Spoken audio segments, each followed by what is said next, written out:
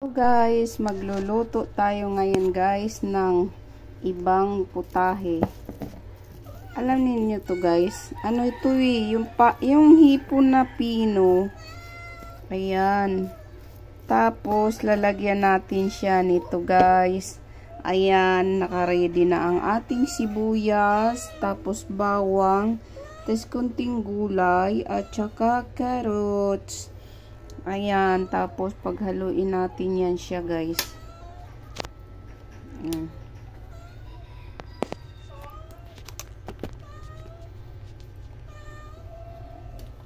Ayan.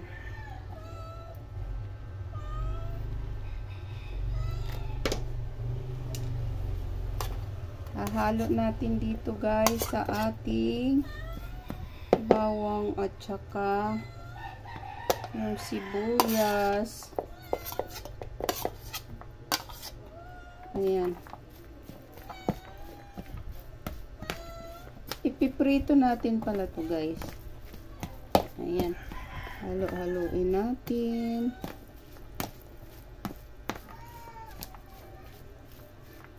Kasi kagabi nagsabaw na kami guys. Tapos ngayon maiba naman. Nakakasawa na guys yung maiba naman yung ating recipe ngayon.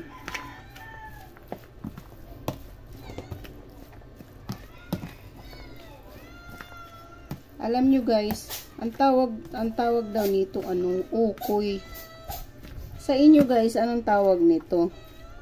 Paborito to ng aking student guys. Mga ganitong ulam kinakain niya, pero pag isda ayaw. Ayan. Tas lagyan na natin ng carrots. Parang napadami ata yung carrots natin. Tingnan natin. Lalagyan pa natin to guys ng itlog at saka pwede harina or cornstarch. Ayan. O diba? Ang sarap na niya. Pag nilagyan natin to guys ng itlog at saka kunting harina lang guys, nang maano lang siya, mabuo lang yung Pwede pala ubusin yung carrots guys. Sarap yung maraming carrots. Mas gusto ko malasahan yung gulay kaysa yung hipon na maliliit. Pero mas marami din naman yung hipon na binili natin.